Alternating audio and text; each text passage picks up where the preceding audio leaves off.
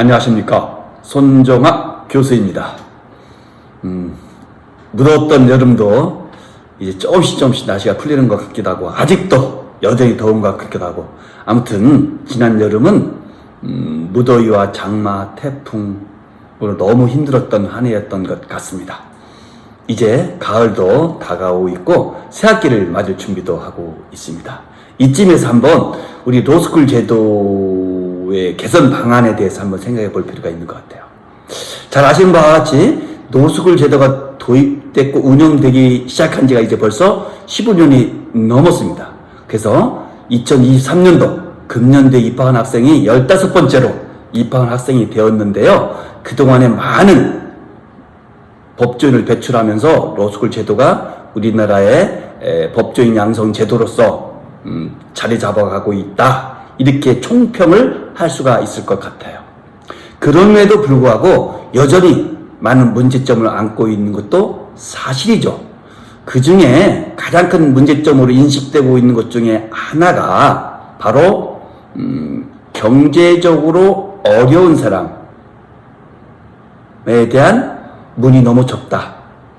그리고 연결된 문제로서 직장인들, 주부 같은 사람이 3년이라는 과정 동안 직장과 로스쿨을 병행하기가 불가능하고, 주부 역할과 로스쿨 생활, 학생 생활을 병행하기가 너무나 어려워서 사실상 이들에게는 로스쿨 제도가 활용될 수 없는, 즉 로스쿨에 가고 싶어도 갈 수 없고 그로 인해서 법조인이 될 수 없는 진입장벽이 아니겠느냐 하는 문제점일 것입니다.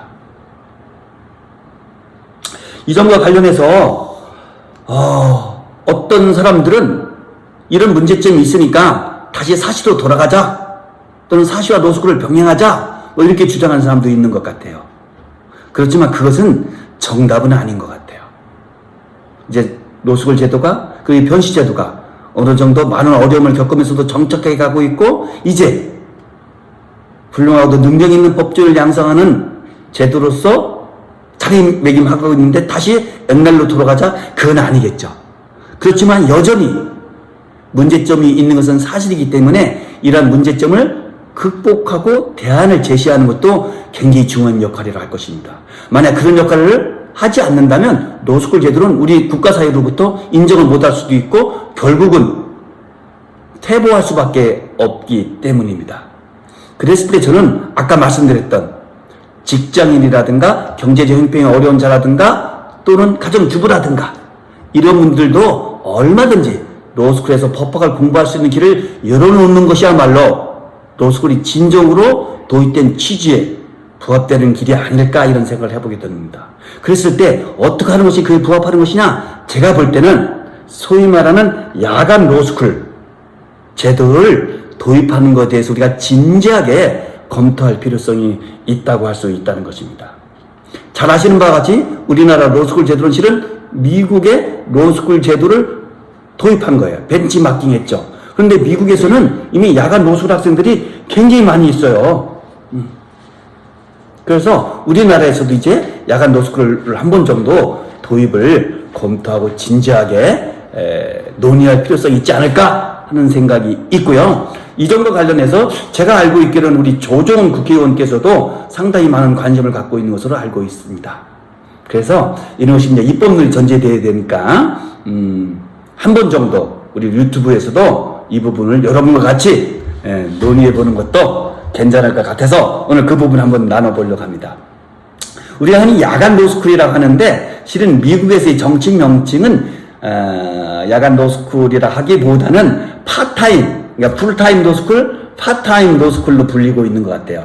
다만 이 파타임 로스쿨 학생들의 수업이 야간에 이루어지는 관계로 흔히 이브닝 스쿨, 이브닝 클래스 뭐 이렇게 부르고 있는 것 같아요. 그리고 또는 주말에도 많이 이루어지기 때문에 위켄드 클래스라고도 하는 것 같아요.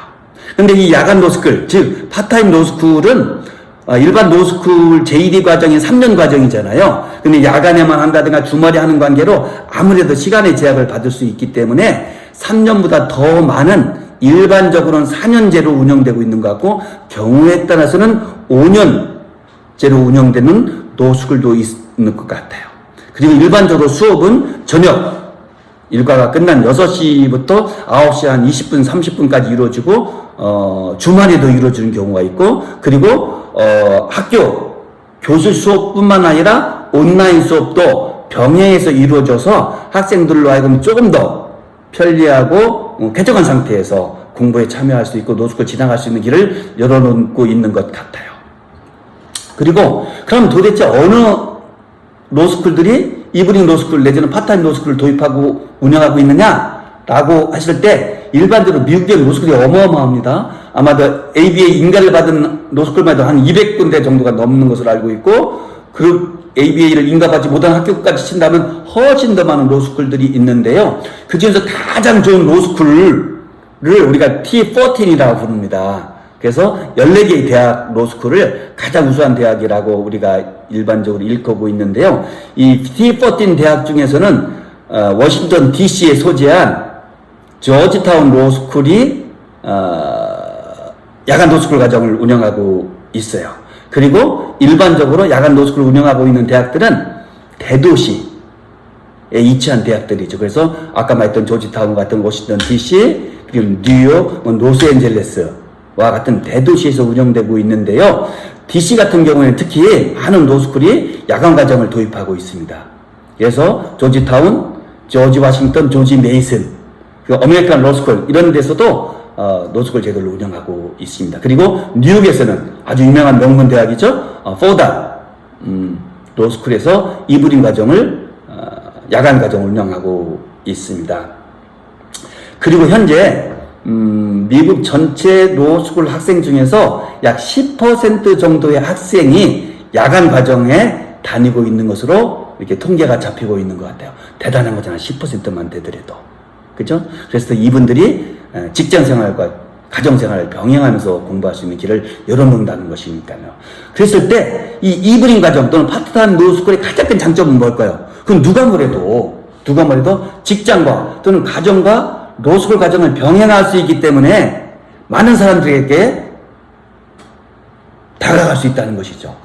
장점으로 다가갈 수 있다는 것이죠. 그리고 또 하나는 뭐죠? 직장 생활도 같이 할 수 있기 때문에 경제적 형편이 어려운 사람도 얼마든지 노스쿨 과정에 들어올 수 있다는 거예요. 우리처럼 지금 야간 노스쿨 과정이 없을 때는 어떻게 됩니까? 직장을 그만두게 되잖아요, 사실상. 그럼 어떻게 됩니까? 직장 그만두면 생계비가 당장 곤란할 수 있잖아요. 그런데 야간 노스쿨에서는 직장과 노스쿨을 병행할 수 있으니까 생계 문제 해결되고 학비 문제도 해결하는 거예요. 또 하나는 가정생활과 병행할 수 있기 때문에 주부들도 가능하고 얼마든지 노스쿨에 들어와서 법조인이 될 수 있는 길이 열려 있다는 거예요. 이것이야말로 우리가 노스쿨 제도를 도입한 취지가 아닐까요? 많은 사람들에게 노스쿨 입학 기회를 제공해 준다는 것.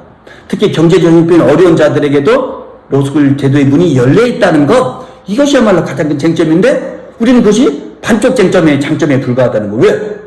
직장인들 들어올 수가 없고 가정주부 들어올 수 없고 경제적 형편 어려운 사람 들어오기가 어려운 면이 있을 수도 있고 물론 장학금 같은 건 혜택이 좋긴 좋지만 일정 한계가 있는 것도 사실이잖아요.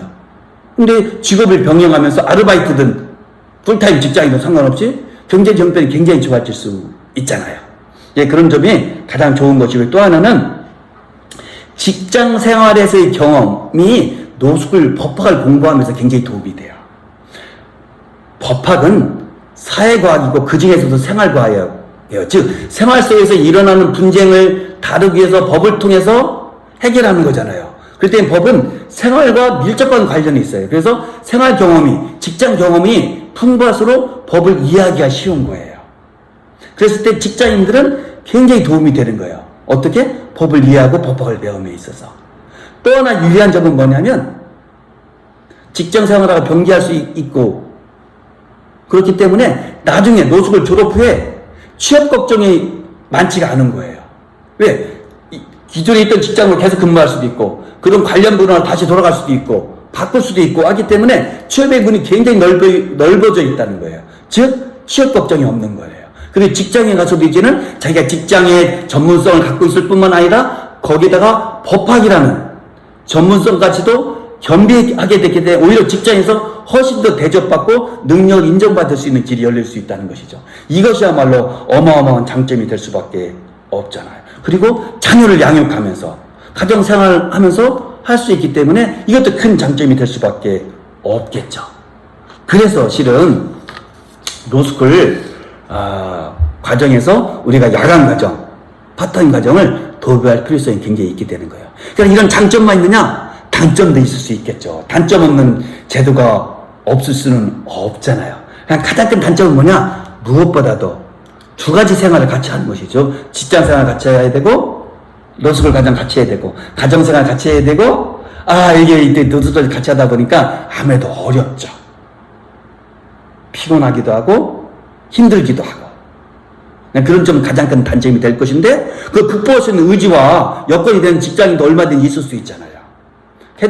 그분들에게는 길을 열어준 것이 당연하지 않을까 하는 생각이 들어요. 무엇보다도 이제 어떻게 되죠? 이제는 재택근무도 많이 활성화되어 있고 온라인 근무도 많이 활성화되어 있잖아요. 온라인 회의도 많이 이루어지고 있잖아요. 그렇기 때문에 옛날보다는 이제는 직장 생활과 로스쿨 생활, 가정 생활과 로스쿨 생활을 병행하기가 훨씬 수월해졌다. 그래서 이런 단점은 옛날보다는 많이 줄었다. 이렇게 볼 수가 있을 것 같아요. 그런데 이 야간 과정의 노스쿨에 있어서 약간의 오해도 있는 것 같아요. 그 첫 번째 오해는 학생들이 수준이 좀 더 낮은 거 아니냐. 풀타임으로 들어오는 학생에 비해서 물론 야간 과정으로 들어오는 학생 일반적인 수준은 좀 낮을 수도 있어요. 입학 단계에서는. 실은 그것 때문에 직장인들이 노숙을 들어올 수 있는 문호가 열렸다고 하는 반대의 장점도 될 수도 있겠죠. 그런데 실제 노숙을 와서 공부하는 것을 보면은 풀타임 학생과 파타임 학생의 어떤 차이점이 많지 않다는 것이 미국에서의 운행 실태인 것 같아요. 무엇보다도 변호사 시험 합격률에 있어서 큰 차이가 없다는 거예요. 즉 야간 노숙을 과정을 마친 학생도 얼마든지 될 수 있다는 거예요. 제가 포담 노숙을 방문한 적이 있었는데요. 거기에는 포담을 노숙을 빛낸 졸업생들을 사진을 막 크게 찍어서 어마어마하게 전시하고 있더라고요. 근데 거기에서 어마어마한 분이신데 여자분이시던데 이분이 바로 포담 노숙을의 야간 과정을 마치셨더라고요. 지금 어마어마한 법조인으로 활동하고 계신 분이시더라고요. 이렇다는 것이죠. 그래서 그것은 개별 학생들 간의 문제지 일반적으로 야간 과정 학생은 뭐 실력이 떨어지고 부족하고 또는 합격률이 떨어진다 이건 아니라는 거예요.